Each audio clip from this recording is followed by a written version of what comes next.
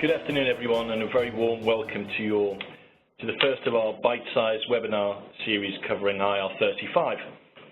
We actually have 5 30-minute sections covering different issues, impacts, and opportunities from the impending IR35 reforms.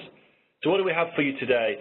So over the next 20 minutes, Clive and I will be discussing who in your organisation should be responsible for the reforms in your organisation. And we will then spend the final just over 10 minutes answering any questions you may have. So please, as we go, ask via the Q&A box. So I'll start with introductions. My name is Jeff Fawcett. I'm Head of Client Engagement for Hayes in the UK, and most of my role involves advising clients on both interim and permanent recruitment solutions, both either in-house or outsourced. And as such, given the noise around IR35, both across the public and private sector, I probably spend half of my time on this subject. I'm delighted to introduce Clive Mills from TfL, where we run a managed service program. Clive runs and owns recruitment and redeployment at TfL and has first-hand experience and ownership of introducing, implementing, and making real IR35. Good afternoon, Jeff. Good afternoon, everybody. Thank you. So just in terms of an agenda, what have we got for you today? So a quick recap on IR35. I won't go into too much detail. I'm conscious of time. Just to talk about what it is and I guess a number of the timelines that have happened or are about to happen. The second point is really a broad view from Hayes of where the accountability should sit and what we've experienced across both the public sector and also in our engagement with the private sector customers. And then I'm delighted to bring in Clive to make it real and, as I say, discuss what happened at TfL and the journey from there. And then we'll close with a Q&A. So, in terms of a quick IR35 recap, and many of you may have experienced this in very different levels and have a deeper understanding of it, but ultimately it was introduced in 2000 via the HMRC, and realistically it was aimed at tackling what was regarded as tax avoidance around limited companies or personal services companies to mask what represents the sort of employee-employer relationship. I think what became apparent over the next 10 or so years was that HMRC had a relatively poor track record of challenging and disputing these arrangements, presumably because there was so many of them and just ultimately individuals, which is where the ownership sat. So IR35 hasn't really actually changed in terms of its definition. What has changed, or had changed in April 2017, was in essence where it actually lay. Did it lie with the individual, or did it lie with the organisation, or indeed the engager? So what we saw in the autumn statement in 2016 was an announcement that this off-payroll working in the public sector rules would apply, and ultimately IR35 then moved into the organisation or the engager's responsibility as of April 2017. So the responsibility lay there with the organisation, whether the contractor was indeed inside or outside of scope. And where are we up to now moving forward? The autumn statement last year announced a consultation period for the private sector, which is currently ongoing and concluding.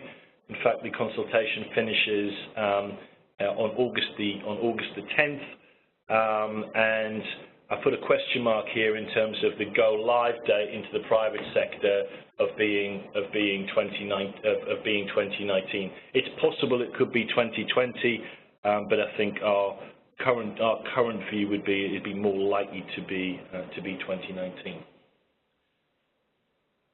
So,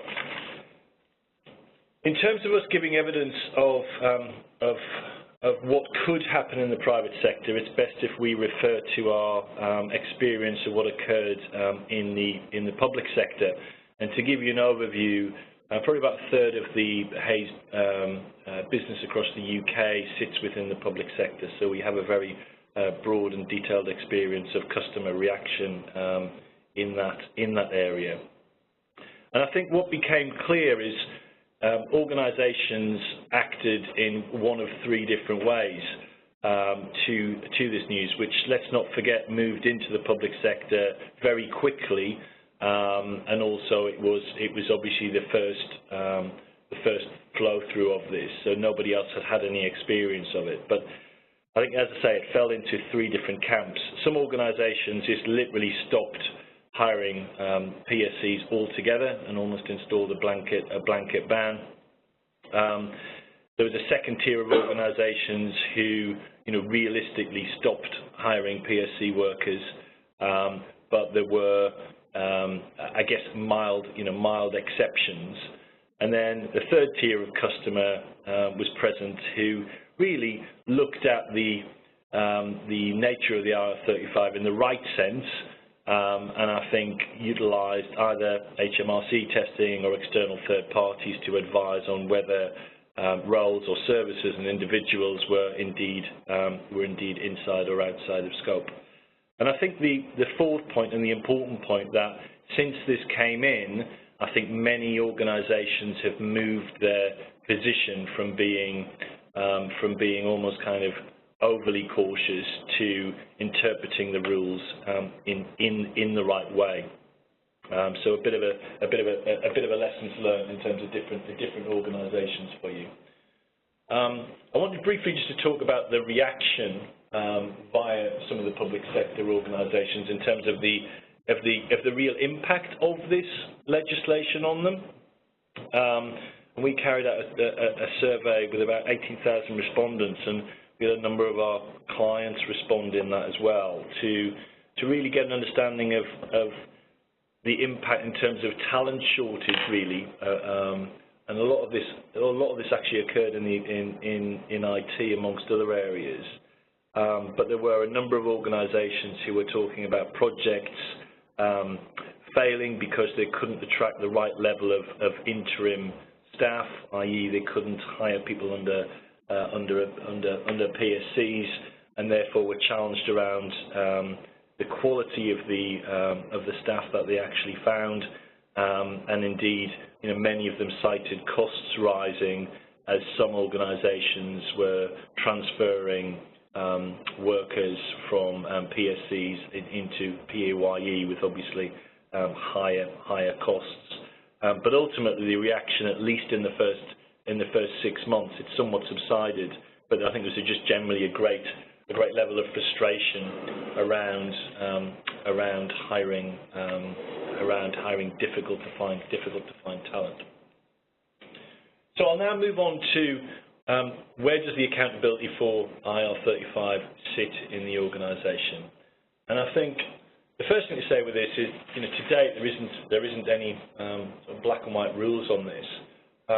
What was interesting is there's actually 485 registrations for this call, and in terms of the breakdown of people on this call, I've noticed that 23% are broadly across tax, 21% are across HR, talent, recruitment. We've got 12% of people from finance disciplines. Interestingly, one area I hadn't cited is we have 11% of people from procurement. And I think comments I've had is, in procurement, people are almost seeing this as a bit of a catalyst opportunity to deal with their interim workforce. And then after that, we've got about 33% of various hiring managers, and it looks as if there's lots of heads of IT in there as well, which doesn't surprise me. So I guess what can we conclude with that is there's a mixed view of where it sits, and also it impacts a number of people. I think the view of what we saw in our public sector experience was that, in essence, that all of the areas do need to understand this and perhaps be involved in a stakeholder group across all. But ultimately, what we're seeing in many organisations that the project and the day-to-day ownership are sitting with or translating through to HR or recruitment functions. Can I just ask, do you have any comments on that? Is that I think it's interesting because the government have been in the consultation period, so a lot of organisations are getting letters, and so that might be to the CEO, it might be to the CFO. So there's already awareness at the top of the organisation, and then there's the organisations like the CBI lobbying. Yeah. And actually, anyone who's reading the FT on the board will be starting to have a view or be asking questions at C-suite level. So I think from all different directions, but often the head of tax in larger organisations or the financial director are getting involved. Often they work together, and also the solicitors that advise larger companies will be starting to flag this as an issue in their weekly or monthly updates. Yeah, and I guess they're often the best people from a technical expertise background, but then in terms of the running and owning it, it's likely to sit elsewhere. Okay, great. Can I pass across to you now just to talk through your experience at TfL? Yes, so we introduced our response to IR35 from April 2016. I'll get this right. April 2016, I think is right. And we had just about 4 months' notice from the November before that this was going to be introduced to the public sector. It was on the radar, I guess, early on with the head of tax and with the legal team. So actually at TfL, the tax team and the legal team work quite closely together. And so the initial drive for response came from the head of tax. And she set up a steering group with the principal lawyer, with a senior commercial manager, and the chief people officer as well was involved. So we actually had HR, which in effect was the head of HR at that point. Then we had principal lawyer, senior commercial manager, and because of all of our London Underground activity, we had a lot of contracts with signalling and track labour. So we had a London Underground specialist commercial manager dealing with our statement of work, because at TfL we had about 3,000 temporary workers, contingent labour workers, plus huge statement of work contracts as well, and we needed to look at IR35 across both of those areas. So it was started with the head of tax and legal. But I think it started there, but it became to be led by HR because we had that interaction with the business and actually shared services in HR because of the experience in dealing with mass changes and mass workers. Yep. So, I mean, one of the things we found is that everyone wants to be in on the risk reduction, and so there was lots of queries coming out at the beginning, and we needed a place to field those queries. So for us, having this steering group that we could point to with credible people on was helpful, because we had commercial managers raising issues, board members, and hiring managers who needed to keep the maintenance of the tubes going. And we had some key projects like building new homes on the railway. Property was difficult for us. Signalling was difficult. And a lot of the IT roles as well. That was a huge area for us. So it was about coming up with a steering group and having a regular meetings. We did have that in place before the government's announcement, which was helpful. Right. Okay. So you were very early. Early on in forming that steering group. Yeah. Okay. And then getting a presence at C-suite, or we call it the executive committee. Yeah. And listening and starting to have a view, form a view, and then working with internal comms as well to get that message out that there's some activity happening. We were a little bit late in that, so we could have got some comms out a little bit earlier, providing that confidence to the organisation that there was a senior team looking at IR35. Then we went on to write the papers for C-suite and propose our approach, which we did change our minds. So I think that, that we were allowed to change our mind. We initially thought we would take the more risk-averse position of having everybody inside IR35, so the NHS were doing that at the time. Yep. But I think when we reconvened after Christmas, we felt as a team that we had confidence that particularly our tech and data, our IT workers, were true contractors and could be outside of IR35 if we did some proper testing with them. And that's where we partnered with you at Hayes, and where we were able to ensure that we were confident that if we put an infrastructure engineer, if we put a developer outside of IR35, they can continue as a PSC, that they were a true contractor outside of IR35. I guess at the time the very real risk you had was that if you had that blanket, everybody inside, you would have lost a lot of the IT, or the key significant IT contractors. Who, at the time, they could obviously move to the private. Our IT department is one side of the river at North Greenwich, and Canary Wharf and the banks, the other side, would have been taking our workers. So, it's not the issue now, of course. But we're all looking at being under the same rules. But certainly that was the fear, and there's a lot of misunderstanding also that the steering group fielded, and that we were able to work. The lawyer could deal with some queries. There were legal questions to include, and then there were tax questions. Isn't this tax avoidance by another name? There was real concern at the top that we weren't going to just pay more for some of these workers and essentially be promoting tax avoidance, which of course we would never do. No. But quite correct to get the rates right, and for us to categorise our critical business workers early on, I guess. So we needed that multidisciplinary approach with the, as I say on the slide, the growing agenda. The FAQs were never ending, actually. I mean, there was so many of them coming through, and we had to limit it to the key areas, and just have a helpline, have an escalation point. And we ran that in HR. And then the fourth point there was going through to the costing, and it was helpful to have the commercial team dealing with the statement of work there. It was helpful to have, of course, the HR team, but also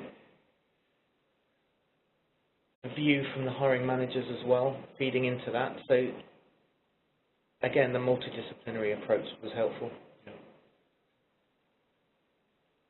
Right, lovely. Thank you indeed for that, Clive. Fascinating. I think what's clear there is it sounds like, and I think this is our experience as well, that tax and legal are often the catalyst to this, and the subject matter experts. And then, from there, a stakeholder group needs to be pulled together with some C-suite either attendance or influence. But then the actual running and moving it forward sounds like it's sitting broadly in the HR world. And I think again a message there. And I didn't know this, Clive, was just how quickly you'd already the announcements had already been starting to get on top of this. So I think that was one of the clear messages I was going to leave is this isn't something you can sit on your hands on. If it is April 2019. That'll arrive fairly quickly, and I think if it is April 2020, well, see it as a bit of a gift of a year, if you like. And I did get the date slightly wrong earlier. We introduced this, of course, in April 2017, but it was in 2016 we started the plan. So we had four and a half months, I think. So the timescales were short. And 2019 will come around very quickly. Okay, great. I'd just like to invite questions now for the final the final number of minutes. Let's have a look at the first one. Let's go to here. Clive, with hindsight, is there anything you would have done differently? Yeah. I think that as I said, we would have got the messages out earlier across the organisation. It took a while because we had such a short time scale to make the decisions, and because no one had done IR35 in this way before in the public sector, we wanted to get the right message out to the business, but we could have done holding email and holding bulletins to senior managers a little bit earlier on to say, it's okay, we've got this in hand, we've got the key people in a senior steering group, and that would have provided a bit more confidence earlier on. Yeah. Got a question here. Which tool did you find most useful in determining whether people fell within or outside of IR35? And Clive's going to take this one as well. Clive? So we had with the choice of using the HMRC tool or looking at some private tools, some other tools, and we chose to work with Hayes on this because I think you had the expertise, you had the tax team in place, and you had the test ready to go. So we used your own test for that, and we found that was more comprehensive than the HMRC tool. I think yours has got 42 questions, and I think the HMRC tool has, I think it's under 10 questions. Yeah. So we got a more comprehensive answer from using your tool, and actually it collates all of the information together and works really well for us with GDPR. So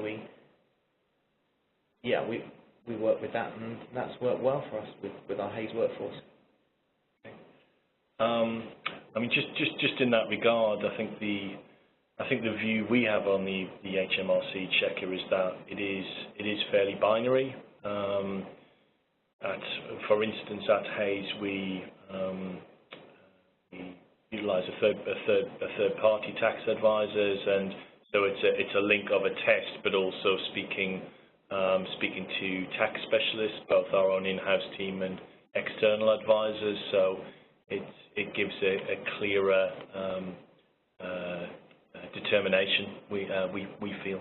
And the other point that I can just point you towards, I mentioned earlier, we have a series of 5 webinars here, and one of them is on how to arrive at an IR35 status determination. So we will go into that in a lot of detail, the different options that are available to you as you consider those, as you consider the options.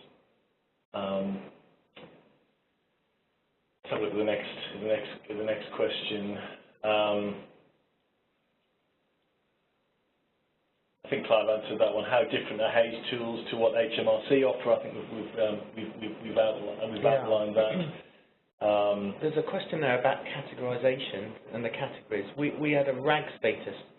I think we might cover this in your next webinar a little bit more, but we had a RAG status where red was we will consider paying more if you're able to take the test. So something like an IT infrastructure engineer or a property specialist, actually we will consider you being outside of IR35, and we may pay you more if you end up inside to make up for that extra cost with PAYE.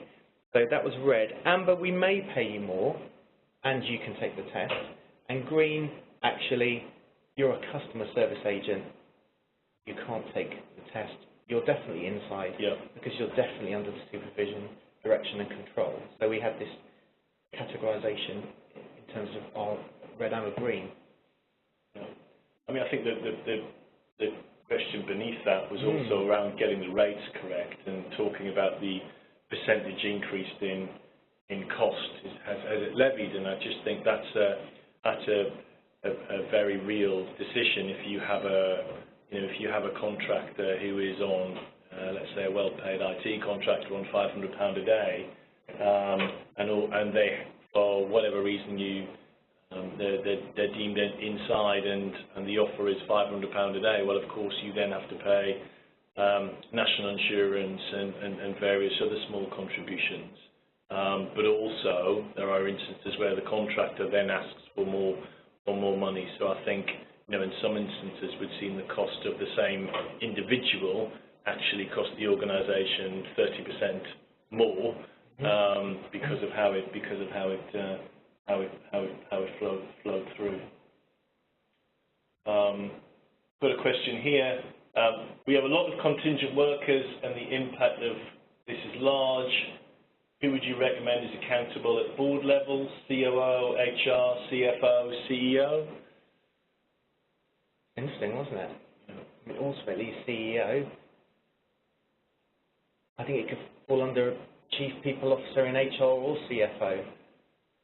I think probably one of those two. Yeah. But as long as somebody is owning it, probably falls under CFO a little bit more at the beginning. So it's interesting, isn't it? It's like the ownership, moves more financial and tax.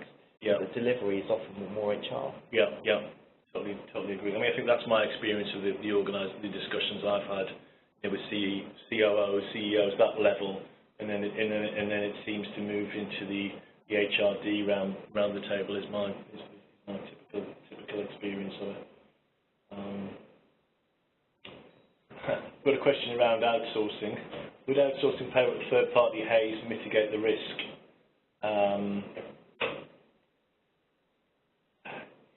Yes, with a lot of due diligence. So we are exceptionally busy around the outsourcing space as a result. But I think the initial part is the advisory part and assessing the risks and the challenges. And I think a lot of it is behaviour based in an organisation as well, and I think, you know, those sorts of things need addressing before you can actually then say, well, is outsourcing the solution or not? Yeah, I mean, I work with a number of suppliers, and I'd say that Hays are known for good compliance. So I think you would take that, you would manage that risk for an organisation with a payroll. So yeah. So that's one option, is to partner with a supplier to make sure that you get the compliance right. Yes. Yes. Okay, I think we've got to wrap up there. Just a quick note to the rest of our series. I hope you enjoyed the first one. We have 4 more in store for you, so we're not giving you an overall 2-hour session. We're giving you a half-hour bite-sized session. So please do sign up to the next 4 sessions. The next one's on the 8th of August, and it's talking about how to assess your level of risk in an organisation. So big thanks to Clive from me and the team, and we look forward to talking to you soon. Many thanks. Yeah, thanks.